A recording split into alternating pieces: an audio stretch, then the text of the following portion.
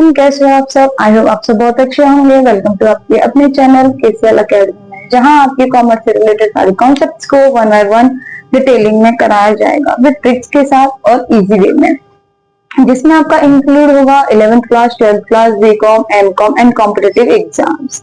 जो भी commerce topics होते हैं वो सारे मैं कवर करने वाली हूँ वन बाय वन। तो आपको मेरे चैनल को सब्सक्राइब करें, मुझे फॉलो करें और मेरी क्लासेस को ज्यादा से ज्यादा शेयर भी करें। तो आज का हमारा टॉपिक है क्लासिफिकेशन ऑफ एरर। अब हम समझते हैं क्लासिफिकेशन ऑफ एरर। एरर को क्लासिफाई 4 पार्ट में किया गया है। फर्स्ट पार्ट है error of omission, second is error of principle, third one is error of commission and fourth one is compensating error. तो वन बाय वन समझते हैं कि एरर ऑफ ओमिशन क्या होता है। If transaction is omitted from being recorded completely और partially, यानी कि एरर ऑफ ओमिशन वो है कि हम जो है लिखना ही भूल गए, या तो हम पूरा अमाउंट लिखना भूल गए या फिर हमने आधा अमाउंट लिखना भूल गए। जब हम जैसे कि हमने जनरल बनाया तो जनरल में लिखना भूले तो वो लेजर में भी नहीं आएगा। जब हम लेजर में भी लिखना भूले तो वो ट्रायल बैलेंस में भी नहीं लिखा जाएगा। तो इसका इतना इम्पैक्ट हमारा ट्रायल बैलेंस पे नहीं पड़ेगा, क्योंकि हमने जब लेजर में नहीं लिखा, जनरल में नहीं लिखा, तो हमें ट्रायल में नहीं लिखा, तो उसका कोई इम्पैक्ट नहीं पड़ेगा। सेकंड है error of principle. Error of principle means transactions are recorded in contravention of accounting principle. Such errors do not affect the trial balance as the amount placed on correct side but wrong account. यानी कि ये कह रहा है कि error ऐसा error कि जिसको हमने लिखा तो सही जगह है, सही प्लेस पे लिखा है, बट क्या गलती कर रहा है वो कि हमने लिखना था दूसरे अकाउंट में और हमने लिख दिया दूसरे अकाउंट पे। यानी कि मेरे को 2000 रुपए डेबिट करने थे परचेस अकाउंट में, ठीक, और मैंने ये 2000 रुपए डेबिट कर दिए परचेस अकाउंट में ना करके मैंने ये असेट्स अकाउंट में कर दिए। तो इसका ट्रायल बैलेंस में कोई इफेक्ट पड़ेगा?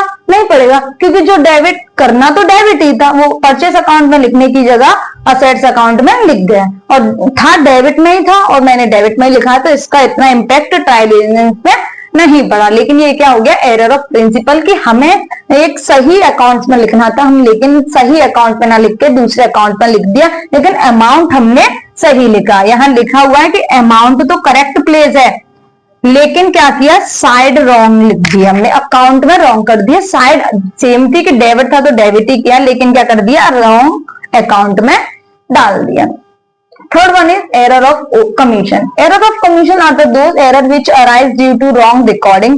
Recording गलत कर दी, गलत पोस्टिंग कर दी, गलत कैरी फॉरवर्ड कर दिया, टोटल ऑफ सब्सिडीज में मिस्टेक हो गई या रॉन्ग बैलेंस कर दिया। इसका मतलब ये है कि मैंने करना जो है डेबिट में किया, वो डेबिट में कर दिया, ठीक, लेकिन क्या किया, वो रॉन्ग कर दिया। जो मेरे को जैसे कि केसी का मैंने बैलेंस बनाया तो उसका बैलेंस आ रहा था 10,000, ठीक है, या फिर मेरे को डेबिट में लिखना था 10,000, तो ऑब्वियसली आता है कि जो डेबिट में लिख रहे हैं वो क्रेडिट में भी लिखेंगे। तो इसने डेबिट में 10,000 की जगह क्या कर दिया, 1,000 लिख दिया। इंस्टेड ऑफ 10,000 उसने क्या लिख दिया, 1,000 लिखने थे इसको ये डेबिट में और क्रेडिट में, तो सेम उसने डेबिट और क्रेडिट में ही लिखा है, बट क्या कर दिया कि 10,000 की जगह 1,000 रुपए लिख दिए। तो जब लेजर बना रहे हैं तो 10,000 की जगह 1,000 लिख रहे हैं, जनरल बना रहे हैं तो 10,000 की जगह 1,000 लिख रहे हैं। तो वो सारे पहले हमने जनरल बनाया, वहां हमने 10,000 की जगह 1,000 लिख रहे हैं, फिर लेजर में भी इसी एंट्री को 10,000 की जगह 1,000 लिख रहे हैं।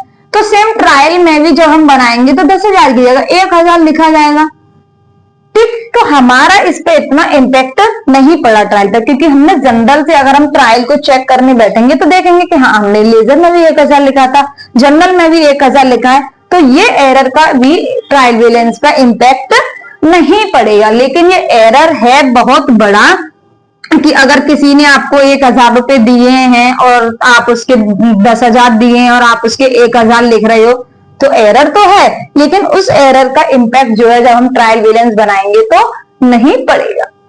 इसका मतलब हो गया कि 10,000 इंस्टेड ऑफ 1,000, ठीक है। And fourth one is compensating error. Compensating error means one mistake in calculations or recording transaction is nullified by the another mistakes are equal amount and opposite effect. यानी कि इसका इम्पैक्ट तो trial balance पे पड़ेगा ही। हमें लिखने थे debit में 2000, ठीक है, और मैंने क्रेडिट में लिखे हैं इसके 3000 रुपए थे और डेबिट में मैंने 2000 लिख दिए। जब हम एंट्री बनाते हैं, जनरल में बनाया मैंने purchase account debit to cash, ठीक, तो मैंने यहाँ परचेस में लिख दिए 2000 और कैश दे दिया मैंने 3000। तो यहाँ 1000 की गड़बड़ है, यही 1000 की गड़बड़ तुम्हारे जनरल के बाद लेजर में भी आएगी और यही गड़बड़ हमारी ट्रायल में आएगी। तो इसका इम्पैक्ट यहाँ तुम्हारी ट्रायल बैलेंस में पड़ेगा कि हमें क्या करना, हमने 1000 से डेबिट बैलेंस क्या हो रहा है, अंडरटेकिंग में हो रहा है। अगर हमने यहाँ पर debit purchase account to cash account करते, परचेस को 3000 कर देती और यहाँ पर 2000 कर देती, तो मेरा ये 1000 से डेबिट बैलेंस जो क्या हो रहा है, ओवरटेकन हो रहा है। अभी यहाँ क्या हो रहा है, अंडरटेकन हो रहा है। तो 1000 का यहाँ और 1000 का यहाँ ओवरटेकन या अंडरटेकन वाला एरर है। तो इस एरर का जो इम्पैक्ट है वो हमारी ट्रायल बैलेंस पे पड़ेगा। जब हम ट्रायल बैलेंस बनाएंगे तो वो हमारी जो ट्रायल बैलेंस है वो इक्वल नहीं आएगी।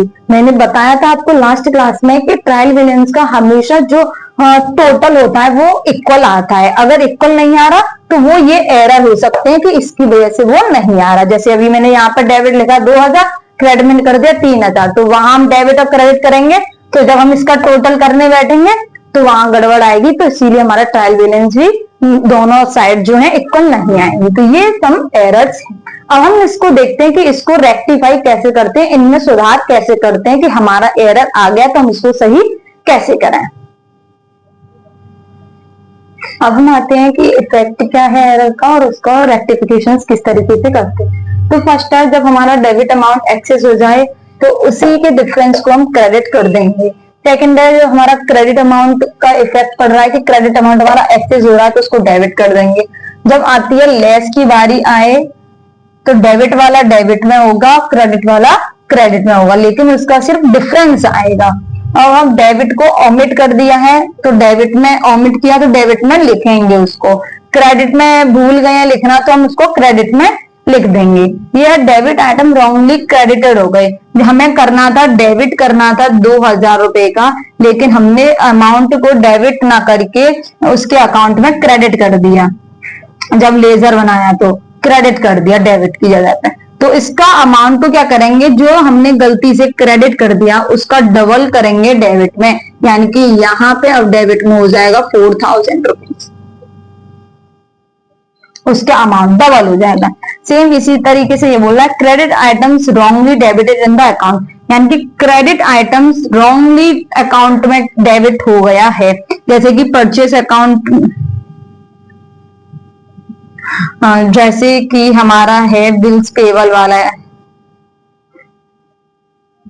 अकाउंट है, बिल्स पेबल, इसमें जो है क्रेडिट होंगे तो क्रेडिट ना होके वो मैंने डेबिट कर दिए तो डेबिट वाले अमाउंट को हम डबल करके क्या कर देंगे, क्रेडिट कर देंगे। तो यहाँ अगर मैंने किया है 1000 रुपए गलती से क्रेडिट वाले डेबिट कर दिए हैं, डेबिट कर दिए 1000 रुपए क्रेडिट की जगह, तो इन क्रेडिट डेबिट वाले अमाउंट को हम क्रेडिट क्या कर देंगे, उसका डबल कर देंगे, क्रेडिट कर देंगे। यहाँ जो अगर मैं 2000 रुपए लिखना भूल गई हूँ तो 2000 रुपए लिख दूंगी।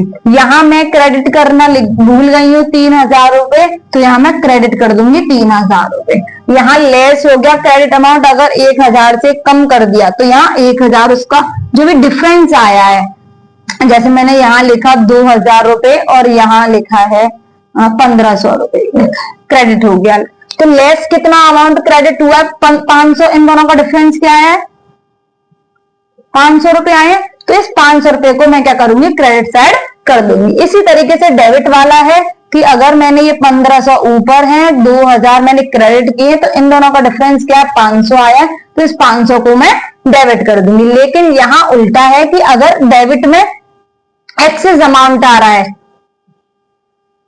ठीक, तो वो क्रेडिट में होगा, अगर क्रेडिट में एक्सेस अमाउंट आया तो वो मेरा डेबिट में होगा, ठीक है। तो हमने देख लिया कि क्लासिफिकेशन कैसी करते हैं, उसका एरर का क्लासिफिकेशन क्या था कि इतने तरीके के एरर होते हैं। फिर हमने ये जाना कि उन एरर्स को रेक्टिफाई किस तरीके से करते हैं ताकि हमारे ट्रायल बैलेंस जो भी है वो सही आ जाए, हमारे जो एरर्स हैं वो हम उसको कम कर सकें और हमारी ट्रायल बैलेंस का जो इक्वल है डेबिट वाला क्रेडिट वाला अमाउंट वो इक्वल आ जाए। आई होप आपको अच्छी क्लास समझ में आई होगी। यदि आपकी कोई क्वेरी है तो आप कमेंट बॉक्स में कमेंट करें और आप ये भी बता सकते हैं कि आपको नेक्स्ट क्लास किस टॉपिक पर चाहिए, तो मैं कोशिश करूंगी कि उसी टॉपिक पर आप मैं नेक्स्ट क्लास को रखूं।